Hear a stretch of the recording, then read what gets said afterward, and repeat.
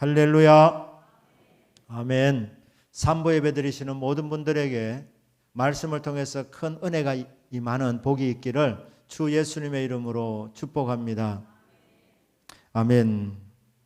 14장 1절 보시면 여호와께서 모세에게 말씀하여 이르시되 주의 말씀은 내 발의 등이요 내 길의 빛입니다. 하나님께서 특별한 일을 행하시고자 모세에게 말씀하여 이르십니다. 무슨 내용입니까? 2절에 보니까 이스라엘 자손에게 명령하여 돌이켜 바다와 믹돌 사이에 비하히롯 앞 곧 바알스본 맞은편 바닷가에 장막을 치게 하라. 하나님께서 이스라엘 백성을 인도하시는 방법이 특별했습니다. 이집트에서 약속의 땅 가나안까지 가는 길, 제일 빨리 가는 길은 지중해 해변을 따라서 가는 그 연안에 끼어져 있는 길입니다. 그 길로 가면 보름 만에 갈 수 있습니다. 근데 하나님께서 그 지름길을 선택하지 아니하셨습니다. 해변길이니까 경치도 좋고 참 가기 좋은 길입니다. 근데 하나님이 그 길은 안 된다고 말씀해요. 또 다른 좋은 길이 있는데 그게 왕의 대로라는 길이 있습니다. 그 길은 길이 잘 닦여져 있고 아주 넓은 길입니다. 이스라엘 200만 명이 가기는 이 넓은 길로 가면 얼마나 좋습니까? 그런데 하나님이 그 길도 안 된다는 거예요. 왜냐하면 지중해 연안을 끼고 가는 도로나 왕의 대로는 그 인접한 국가들에서 최고 그 정예 부대들이 포진하고 있기 때문에 이스라엘은 430년 동안 군사 훈련을 한 적이 없고 변변한 무기도 없는 이스라엘 백성들이 이 이집트에서 나와서 바로 전쟁을 만나게 되면 패배하기가 너무너무 쉬운 겁니다.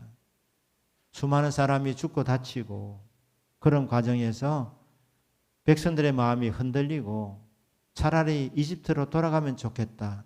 이렇게 되기 때문에 하나님께서 지중해 해안을 끼고 도는 도로도 안 된다고 말씀하시고 왕의 대로도 안 된다. 그렇게 말씀하시고 하나님께서 인도하신 길이 무슨 길이냐? 광야의 길입니다. 여호와는 나의 목자시니 내게 부족함이 없으리로다. 그가 나를 푸른 풀밭에 누이시며 쉴만한 물가로 인도하시는도다. 갈 길을 알지 못하는 어린 양과 같은 하나님의 백성들 하나님께서 친히 인도해 주십니다. 그런데 하나님께서 우리가 생각하는 푸른 풀밭 쉴만한 물가로만 늘 인도하면 얼마나 좋겠습니까? 그런데 하나님이 때로는 우리를 광야의 길을 통과하게 하시는 거예요. 광야의 길을. 광야라는 말은 길이 원래 없는 길입니다. 그러니까 광야의 길을 하나님이 인도하시는 거예요. 그런데 거기서 그치지 않고 2절에 보니까 하나님이 이스라엘 백성을 이제 길이 없는 곳에서 길을 인도하시다가 모세를 통해서 말씀합니다. 이스라엘 백성을 돌아가라고 하는 거예요. 돌이켜라고 하는 거예요. 돌이켜. 그러니까 14장 2절에서 지금 이 길은 하나님이 약속의 땅을 향해서 나가다가 모세를 통해 주시는 말씀이 돌이키라는 거예요. 돌이키면 어디로 갑니까? 이집트로 돌아가는 길입니다. 그 길로 지금 돌이키는 겁니다. 그 길은 가서는 안 되는 길입니다. 굉장히 위험한 길입니다. 왜냐하면 이스라엘 백성들은 이 바로가 바로 파라오 아닙니까? 애굽은 이집트이고 이집트의 파라오가 얼마나 변덕이 심한지 그리고 얼마나 마음이 완악한지 잘 압니다. 하나님의 특별한 능력으로 인하여서 10가지 재앙으로 인해서 부득이하게 항복하고 이스라엘 백성을 내보내준 것뿐이지 원래 마음은 내보내주고 싶은 마음이 전혀 없던 사람입니다. 그런데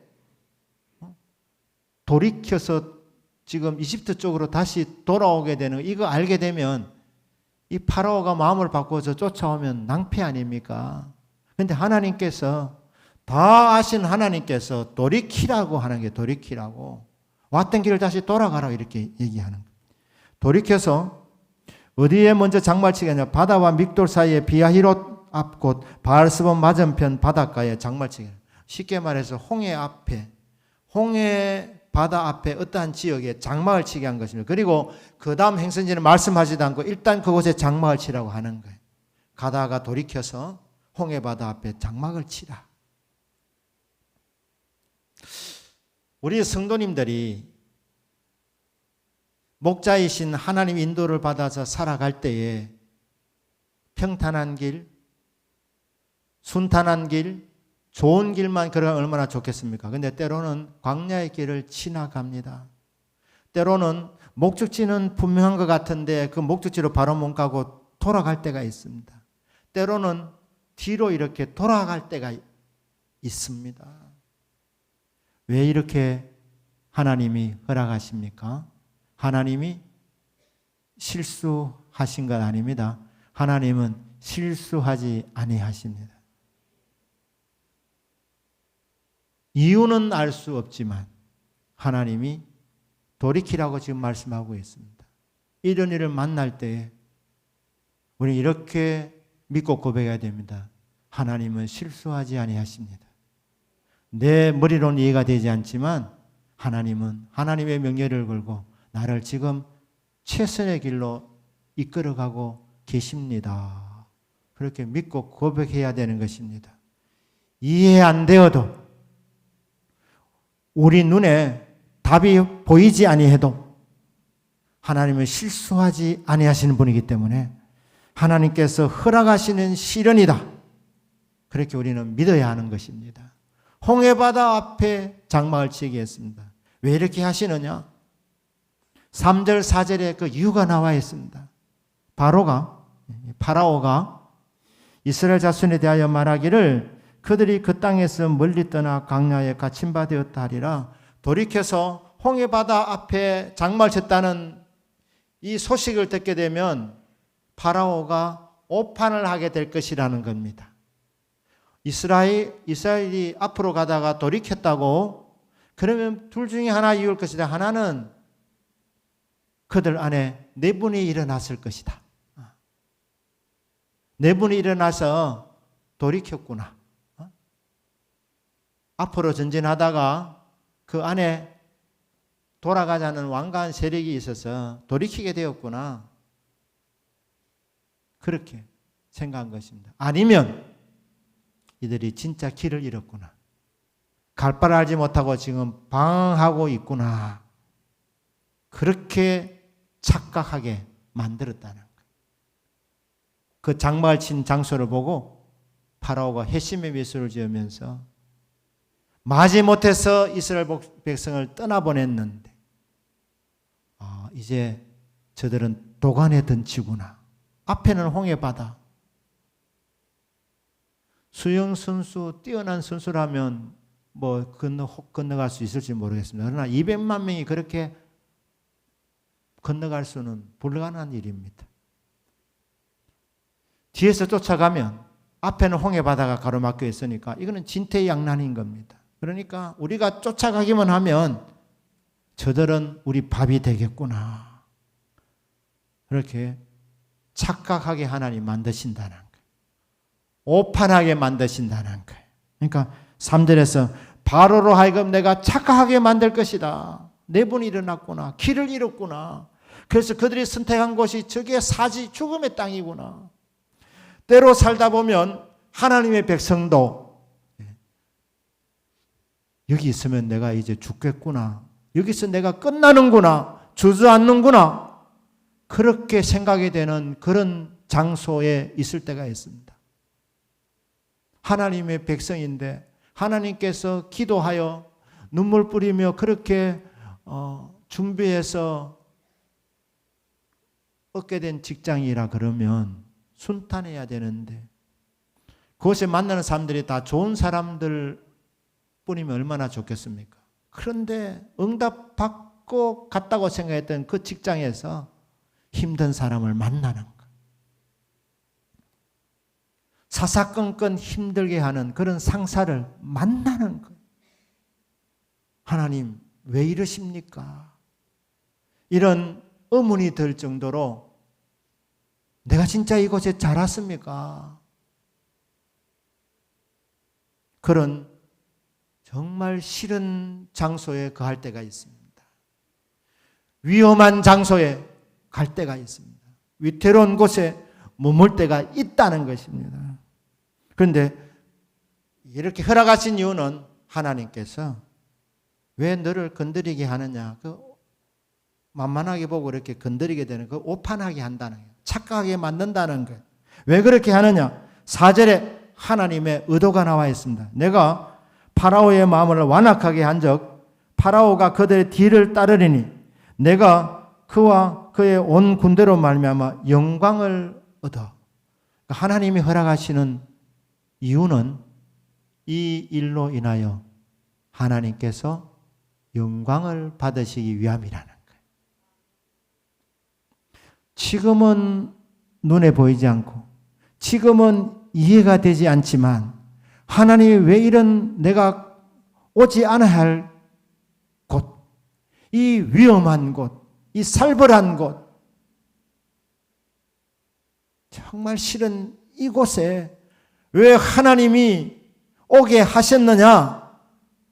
하나님 두 가지 이유가 있다네. 하나는 하나님의 영광을 위함이랍니다.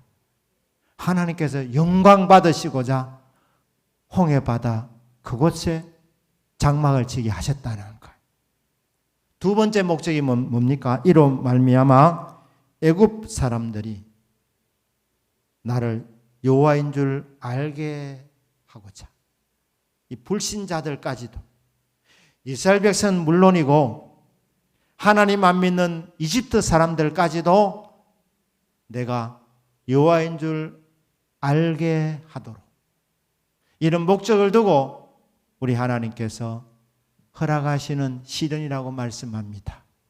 홍해바다 앞에 그 위험한 곳에, 안 믿는 사람 눈에 보면은 진퇴양난의 그 살벌한 곳에 하나님께서 장막을 치도록 하셨다는 겁니다. 자, 앞에는 홍해바다입니다. 뒤에는 이집트 군대가 추격오는데, 이 이집트 군대가 그 당시 세계 최고의 군대였습니다. 자, 5절부터 우리 보시면 그 백성이 도망한 사실이 애굽 왕에게 알려짐에 바로와 그의 신하들이 그 백성에 대하여 마음이 변하여 10가지 재앙을 만나면서 이스라엘 백성들을 보낼 때 그들은 축복하면서 보냈습니다. 그리고 은금 폐물을 가득 선물로 주면서 보내주었습니다. 그런데 이제 마음이 바뀌었다는 거예요. 분한 생각이 들었다는 거예요. 마음이 변하 이르되 우리가 어찌 이같이 하여, 우리가 진짜 바보였다. 왜 저들을 보냈느냐? 그것도 선물을 듬뿍 안겨주면서 왜 그렇게 보냈느냐? 우리가 어찌 이같이 하여 이스라엘을, 우리를 성에서 놓아보냈는고, 그 좋은 일꾼들 60만 명이 넘는 그 노동력, 물론 연세진 분도 있고 어린아이들도 있지만은, 군사 숫자 한 60만 명이니까 이 60만 명 이 노동력 보내놓고 보니까 이집트 사람들이 이스라엘 백성들의 그 노동력이 얼마나 컸는지 그 공백을 느끼게 되는 거예요. 허드렛 일을 이제 하려고 하니까 하기 싫은 겁니다. 그러니까 그 좋은 노동력을 우리가 그냥 어리석게 떠나보냈다 하면서 이제 그들이 도관에 던지니까 쫓아가서 잡자. 그들은 우리 밥이 됐다. 이렇게 이제 생각이 바뀌었다는. 6절에 보니까 바로가 곧 그의 병거를 갖추고 그의 백성을 데리고 갈새, 7절에 파라오가 데리고 다는 군대가 선발된 병거 600대와 병거, 그 당시 최고의 최신식의 무기였습니다. 그런데 그 병거들 중에서도 뽑고 또 뽑았다는 거예요. 최고 성능이 좋은 그런 병거들을 600대를 선별해가지고 거기다가 애굽의 모든 병거, 모든 좋은 무기를 다 총동원하고 애굽의 지휘관들을 다 동원시켰다는 거예요. 지금 말로 하면은 보병과 포병과 최신식 무기를 다 갖추어가지고 이스라엘 사람들을 잡으려고 그렇게 병거를 몰고 지금 추격해 오고 있는 이런 장면입니다. 자, 우리가 하나님의 크신 구원의 능력을 경험하기 전에 먼저 현실 상황을 정확하게 파악해야 됩니다. 지금 우리가 처해 있는 현실이 정말 어려운 현실이라는 것. 내 힘과 내 능력과 내 지혜로는 해결할 수 없는 불가능한 상황에 처해 있다는 것을 알아야 합니다. 그래야 하나님께 구원하실 때 그 고마움을 더 뼈저리게 느낄 수 있게 되기 때문에 상황에 대한 정확한 인식은 필요합니다. 홍해 바다 앞에 장막을 쳤다. 여기에 세계 최강의 군대가 쳐들어오면 이건 죽는 겁니다. 나는 약하고 대적은 강하다는 것. 이스라엘 대적은 언제나 숫자가 많았고 무기가 훨씬 더 좋았습니다. 그래서 이스라엘 군사의 실력으로는 제압할 수가 없는 전쟁입니다. 이걸 알아야 되는 겁니다. 하나님이여, 저는 약합니다. 우리는 약합니다. 우리의 대적은 우리보다도 훨씬 더 강력합니다. 그리고 지금 처해 있는 상황은 우리 힘으로는 해결할 수가 없습니다. 정확한 상황 인식이 있어야 합니다. 이런 상황 가운데서 이스라엘 백성들이 하는 일이 10절부터 나와 있습니다. 바로가 가까이 올 때에 이스라엘 자손이 눈을 들어본 즉 애굽 사람들이 자기들 뒤에 이른지라. 우리하는 대로 파라오가 군대를 끌고 오는 겁니다. 마음이 변하여서 자기들을 지금 잡으려고 오는 겁니다. 이를 바라볼 때 이스라엘 자손이 심히 두려워하여, 두려워했는데 심히 두려워했다는 거예요. 그 두려움 가운데서 그들이 한 일이 뭐냐? 여호와께 부르짖고. 여러분, 환난 날에 성도해야 될 일은 부르짖는 일입니다. 환난 날에 나를 찾아라. 내가 너를 건지리니 네가 나를 영화롭게 하리라. 환난 날에 이 홍해바다 앞에서 역경의 때에 우리는 실망할 일이 아니라 하나님께 부르짖어 기도할 때입니다. 부르짖어 기도해야 됩니다.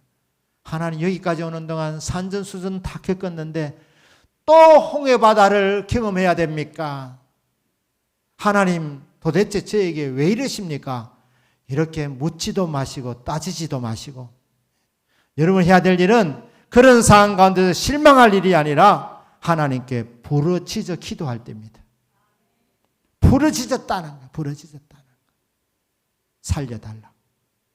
여기까지는 잘했는데 안 해야 될 일을 또 합니다. 11절부터 보시면 그들이 또 모세에게 이르되 애굽에 매장지가 없어서 당신 우리를 이끌어내어 이 광야에서 죽게 하느냐? 어찌하여 당신 우리를 애굽에서 이끌어내어 우리에게 이같이 하느냐? 12절에는 우리가 애굽에서 당신의 이런 말이 이것이 아니냐? 이러기를 우리를 내버려두라. 우리가 애굽 사람을 섬길 것을 하지 아니하더냐? 애굽 사람을 섬기는 것이 광야에서 죽는 것보다 낫겠노라. 기도는 하나님 바라보는 것입니다. 기도하는 사람은 환경을 바라보는 것이 아니라 환경에 계시는 하나님 바라봐야 되는 것입니다. 그분께 부르짖어 기도하고 나서 어떻게 해야 되느냐? 기도했으니 받은 줄로 믿어야 되는 겁니다. 기대하셔야 됩니다. 하나님이 어떻게 도와주시나? 주여, 내 믿음의 눈을 열어주옵소서. 그래서 하나님 행하시는 구원을 보기를 원합니다. 믿음의 눈을 열어야 되는데 기도는 했는데 부르짖었는데 안 믿었습니다. 하나님 도와주실 것을 안 믿었습니다. 대신에 뭘 보느냐? 환경을 보는 거예요. 환경을 계속 보니까 낙심이 오는 겁니다. 의심이 생기는 겁니다. 두 마음을 품게 된 겁니다. 하나님께 기도하는 믿음도 있었지만 그러면 응답을 믿어버려야 되는데 하나님께 맡겼으니까 하나님께서 이제 책임져 주실 것이다. 네 염려를 여호와께 던져버려라. 맡겨버려라. 기도로서 맡겨버렸으면 그 다음에는 주님이 하시도록 내어드려야 되는데 문제를 맡겨놓고 그 다음에 또 걱정하는 거예요. 그 문제거리를 다시 받는 거예요. 제가 언제 말씀드렸지 않습니까? 어느 성도님이 기도하면서 막 이렇게 하면서 하나님 제 문제 다 받아주십시오 하면서 막 던지시는 거예요. 예. 근데 나가실 때 보니까 그걸 또 받아가 가시는 거예요. 기도로 던졌으면 던져버리고 잊어버려야 되는데 또 그 문제를 또 안는 거예요. 품는 거예요. 그러니까 쫓아오는 군대를 보니까 그나마 있던 믿음이 사라져버리는, 근심 걱정만 쫙 몰려들어오는 거예요. 여러분, 문제가 있었을 때 문제만 보면 믿음이 쪼그라듭니다. 믿음이 줄어듭니다. 그러다가 믿음이 사라질 수도 있습니다. 그러면 어떻게 해야 되느냐? 기도하는 사람은 문제를 보는 것이 아니라 문제는 인식하지만 문제 위에 계시는 하나님을 보셔야 되는 거예요. 여러분 문제가 아무리 큰들 하나님보다 더 큰 문제 있습니까? 가장 높으시고 가장 크신 분이 주 여호와 하나님이십니다. 온 땅의 주인이십니다. 그러니까 기도할 때 상황 인식을 위해서 때로는 정확하게 사물을 보기는 하지만 거기 우리 시선이 머무는 것이 아니라 잠깐 보고 우리 눈은 주님을 바라봐야 되는 겁니다. 하나님은 위대하십니다. 하나님은 전능하신 하나님이십니다. 왜? 환경 보면 두려움과 근심이 오니까 믿었었는데 그 믿음 사라져버리고 근심 걱정이 자리를 잡으니까 그 환경에 내가 엄몰되어져 버리니까 환경에 붙들려 버리니까 주님 바라봐야 되는데 이 사람들은 기도하고 부르짖는 믿음은 있었는데 그리고 나서 안 믿었다는 거예요. 그리고 무엇을 믿었느냐? 파라오가 쫓아와서 자기를 죽일 줄 믿었는 거예요. 그러니까 뭐라고 말합니까? 모세를 향해서 네가 말이야 우리를 이렇게 여기까지 광야까지 인도해 와서 이집트에 어디 매장지가 없어서 여기까지 데려와서 여기서 우리를 죽이려고 하느냐 이렇게 따지는 거. 우리가 이집트에 있을 때 뭐라고 말했냐? 우리 제발 좀 내버려 두라고 말하지 않냐? 냅다 두라고 말하지 않느냐? 우리가 애굽 사람을 섬기라. 우리는 종노릇 하는 거 만족한다. 그래도 세계 최강국에서 그냥 살아가고 있으니까 주인은 아닐지라도 뭐 종으로 살아도 그래도 세계 최강국에서 살아가고 있으니까 뭐 우리는 이 정도는 만족한다고 말했지 않느냐. 그런데 네가 굳이 우리를 설득해가지고 우리를 꼬셔가지고 여기까지 데리고 와서 여기서 우리를 죽게 만드느냐. 차라리 할 수만 있다면 돌아가고 싶다. 이집트에서 종노릇 하는 것이 여기서 그냥 죽는 것보다는 더 낫지 않겠느냐. 기도한 사람들의 말이 이게 무슨 말입니까? 믿음은 전혀 없는 말들을 하고 있습니다. 그리고 원망과 불평의 말을 가득하고 있는 것입니다. 여러분 기도하는 사람은 입술을 절제하셔야 됩니다. 의심이 들 때 여러분 입술을 안수하십시오. 하나님이요, 이게 응답이 날아가도록 이 자꾸 제 방정맞게 자꾸 무슨 말을 하려고 합니다. 안수 기도 필요한 거예요. 그리고 믿음의 말만 해야 되는 겁니다. 주여 믿습니다. 주님 맡깁니다. 염려, 근심, 걱정 주님 맡아주십시오. 상황은 주님 잘 아십니다. 그렇게 믿고 맡겨야 된다는 것이죠. 그런데 이들은 부르짖는 기도는 했지만 믿지 않았기 때문에 모세를 향해서 원망과 불평을 지금 쏟아내고 있는 것입니다. 모세가 참 이스라엘 백성 보면 참 기가 찼지 않겠습니까? 그러나 모세의 반응 보세요. 모세는 믿음의 사람입니다. 그들과 달랐습니다. 13절에 모세가 백성에 이르되 너희는 두려워하지 말고 가만히 있어서 여호와께서 오늘 너희를 위하여 행하시는 구원을 보라. 모세가 이스라엘 백성들에게 심하면 돌을 들어 치려고 하는 그런 험악한 상황 가운데서 모세가 믿음으로 선포합니다. 이 말 속에 명령어가 세 단어가 나옵니다. 세 가지 명령을 내요. 첫째는 두려워하지 말라는 거예요. 두려워하지 마라. 요즘 말로 하면은 이스라엘 백성들아, 너희들이 누구냐? 너 하나님 백성 아니냐? 이집트에 있었을 때 너희들이 10가지 재앙을 통해서 하나님께서 파라오를 어떻게 제압하고 어떻게 건져내었는지 하나님 역사를 보지 않았느냐. 은혜 받았다 너희들. 구원받았다. 하나님 함께 하심을 한 번도 아니라 기적을 10번이나 경험했던 사람들 아니냐. 제발 좀 쫄지 마라. 환경에 지지 마라. 믿음이 없으면 이제 죽게 되었다 너를 생각하지만 지금까지 지난 날을 살펴보라.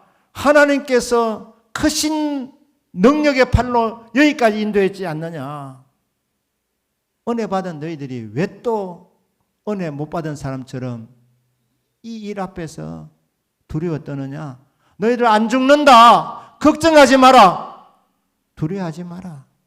무서워하지 마라. 이게 첫 번째 명령입니다. 두 번째 명령이 뭡니까? 가만히 서라는 거예요. 동요하지 말고 도망가지 말고 가만히 서 있어라. 가만히 서 있어라. 세 번째 명령은 뭡니까? 그리고 보라는 거예요. 두려워 마라. 가만히 서 있어라. 그리고 세 번째, 보라. 무엇을 보라는 겁니까? 이집트의 그 막강한 군사력을 보라는 것 아닙니다. 무엇을 보라는 거예요? 눈을 열어서 여호와께서 오늘 너희를 위해서 일하시는 것을 보라는 거예요. 너희를 구원하시는 그 하나님의 솜씨를 보라는 거예요. 하나님의 능력을 보라. 가만히 있어서 여호와께서 오늘 너희를 위하여 행하시는 구원을 보라. 너희가 오늘 본 애굽 사람을 영원히 다시 보지 아니하여. 맞다. 이스라엘을 잡으려고 너희들을 잡으려고 지금 파라오의 군사가 지금 돌진해오고 있다. 하지만 오늘이 그들이 끝장나는 날이다. 막강한 군사지만 하나님이 오늘 저들을 처리하신다. 그래서 다시는 저들을 볼 수 없게 된다. 이 확신에 찬 믿음의 선포였습니다. 실제로 이스라엘 백성은 200만 명이 다 홍해 바다를 건너갔고 뒤쳐도는 이 이집트의 정예의 군대는 홍해 바다에서 수장되었습니다. 다시는 이스라엘을 볼 수 없게 된 겁니다. 믿음대로 된 것입니다. 14절에서 여호와께서 너희를 위하여 싸우시리니 너희는 가만히 있을지니라. 두려워하지 않을 이유? 가만히 있어서 그냥 보러 가는 이유는 이 싸움은 너희들이 싸우는 싸움이 아니다. 너희들이 싸우면 지겠지만 여호와께서 너희를 위하여 우리를 위하여 싸우시기 때문에 이 싸움은 반드시 이긴다. 그래서 너희는 가만히 있기만 하면 된다. 우리가 싸우는 싸움 아니다. 하나님이 싸우기 때문에 우리가 할 일은 그냥 가만히 있어서 하나님 하시는 것을 보고 영광 돌리면 된다. 이게 모세의 믿음이었습니다. 믿음이 약한 자들의 이 말씀이 믿음을 북돋워주는 격려의 말씀이었고 믿음이 없는 자들에게는 지금까지 하나님이 기적으로 인도해 주셨는데 왜 믿지 않느냐는 책망의 음성이기도 했습니다. 어쨌든 간에 이렇게 모세가 선포하게 되었습니다. 오늘 설교의 제목이 무엇입니까? 홍해를 건너가는 방법입니다. 홍해를 모세와 이스라엘 백성이 어떻게 건너갔습니까? 성도가 걸어가는 길을 그렇죠. 사람이 걸어가는 길을 인도라 그러고 차가 걸어가는 길을 차도라 그러죠. 차가 다니는 길을 성도가 다니는 길을 기도라고 합니다. 기도로 열어가는 거예요. 홍해바다를 건너가는 방법 기도였습니다. 그 기도가 누구의 기도였느냐? 이스라엘 백성들의 기도는 아니었습니다. 모세의 기도를 들으시고 하나님이 그 기도를 응답하셨습니다. 그리고 모세에게 말합니다. 너 기도 응답되었으니까 더 이상 기도 안 해도 된다. 너는 일어나서 이제는 홍해바다를 가리키라 했을 때에 하나님께서 홍해바다를 중간을 갈라서 이스라엘 백성을 건너가게 해 주셨습니다. 그러면 모세는 어떻게 기도했을까? 모세의 기도가 어떻게 했다는 거 성경에 나와 있지 않습니다. 하지만 모세는 하나님 말씀을 듣고 그 하나님의 말씀에 담겨져 있는 하나님의 뜻을 따라서 기도했다고 저는 그렇게 봅니다. 여러분, 가장 강력한 기도는 하나님의 말씀을 약속으로 붙잡고 하나님 말씀을 따라서 기도하는 기도가 가장 강력한 기도인 줄로 믿습니다.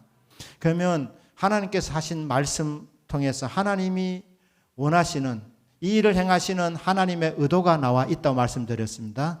크게 쓰는 기도 제목을 보는 것입니다. 모세는 하나님의 말씀을 흘려버리지 않고 그 말씀을 귀담아 들었기 때문에 4절에 나와 있는 말씀이죠. 내가 바로의 마음을 완악하게 한즉 바로가 그들의 뒤를 따르리니 내가 그와 그의 온 군대로 말미암아 영광을 얻어. 그러니까 우리 성도님들 환난을 만났을 때에 그때 기도 제목 첫째 제목은 하나님 이 일로 인하여서 하나님 영광 받으시기를 원합니다. 이게 가장 강력한 기도라는 것입니다. 하나님께서는 우리가 기도하기 전에 우리가 무엇을 위해서 기도할지를 미리 다 알고 계십니다. 하나님은 전지전능하신 분이십니다. 우리가 예배당에 올라와서 기도하러 올라올 때 하나님이 오늘 또 저 집사가 무슨 기도할까? 우리 하나님이 마음 조마조마하게 무슨 폭탄 선언을 할까? 하나님 그렇게 조마조마하게 기다리신 분 아니십니다. 왜냐하면 하나님 미리 다 아시기 때문에. 어떤 제목을 갖고 올라온지 주님 다 아십니다. 우리 성도님들 아프실 때에 굳이 주님 제가 이런 병 진단을 받았습니다. 말 안 해도 하나님 이미 내가 지금 무슨 병이 걸렸는지 하나님은 알고 계십니다. 심지어는 내가 지금 모르고 있는 병들까지도 내 몸의 상태를 가장 정확하게 아시는 분이 우리를 만드신 주 여호와 하나님이십니다. 모르는 것이 없으신 분이십니다. 그러니까 여러분 진단받고 하나님 암이랍니다. 하나님 이 암병 고쳐주십시오. 그 기도하셔도 나쁘지 않습니다. 나쁘지 않다. 그 기도도 훌륭한 기도입니다. 구체적으로 기도하니까. 그러나 그 기도보다 더 훌륭한 기도는 가장 강력한 기도는 하나님이요. 이 병으로 인하여 하나님 영광 받으시기를 원합니다. 고쳐달라는 기도도 좋은 기도지만 그는 다 맡기고 하나님이요. 하나님이 이 일로 인하여 저의 삶을 통하여 이 병으로 인하여 하나님께 영광이 돌려지면 좋겠습니다. 우리 성도는 구원받은 성도의 삶의 목적은 뭡니까? 저와 여러분의 삶의 목적이 뭡니까? 하나님께 영광 돌리고자 함이 아닙니까? 우리는 하나님 영광을 위해서 살아가는 사람들입니다. 홍해 바다를 만났을 때 하나님 또 시련입니까? 실망할 것이 아니라 하나님 기회가 왔습니다.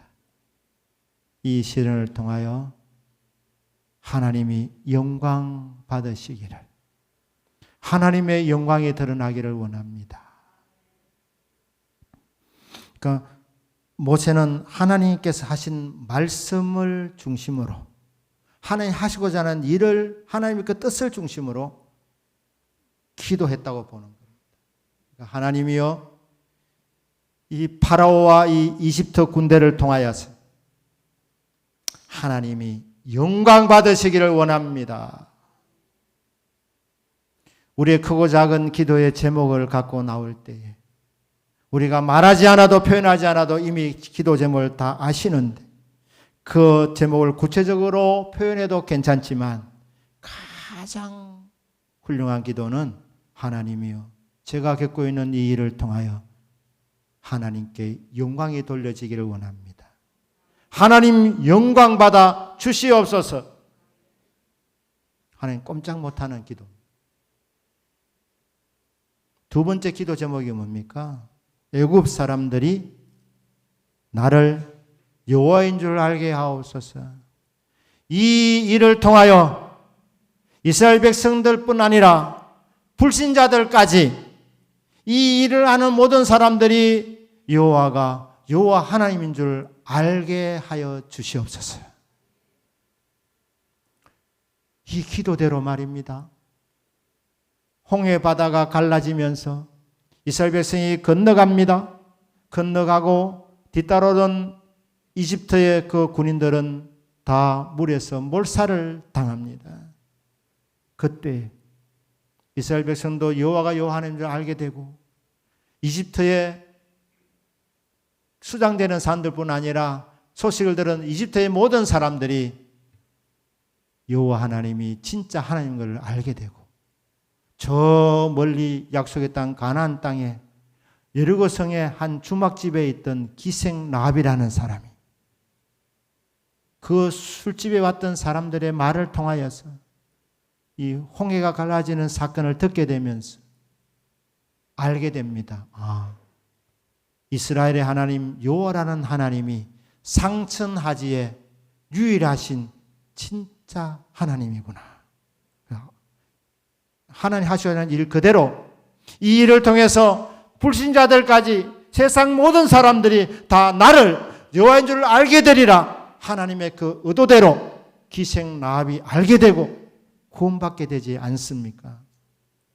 하나님이여, 저를 사람들이 다 보고 있는데 저의 삶을 통하여 지금 겪고 있는 이 일을 통하여 하나님이 영광을 받으시도록 하나님 영광이 나타나게 하시고 그 일을 통해서 더 많은 사람들이, 아니 세상 모든 사람들이 다 하나님을 여호와 하나님으로 인정하게 되게 하여 주십시오. 하나님 살아계시는구나. 하나님은 권세 능력이 무한하신 분이시구나. 하나님은 정말 주의 자녀들을 사랑하시는구나. 이것이 깨달아질 수 있도록 하나님 역사하여 주십시오. 구체적인 기도만이 기도가 아니고 이게 구체적이지 못한 이 기도가 가장 하나님 마음을 움직이는, 하나님의 폐부를 찌르는 그런 능력 있는 기도였습니다. 하나님이여, 바로와 바로의 군대를 통하여서 하나님의 영광이 드러나게 하여 주시고 이를 통해서 세상 모든 사람들이 다 하나님을 하나님으로 인정하게 되게 하여 주시옵소서. 사랑하는 여러분, 기도 제목이 없으신 분 없으신 줄 압니다. 눈물이 없으신 백성이 없는 줄 압니다. 그 모든 아픔과 눈물과 제목을 하나님 다 알고 계십니다.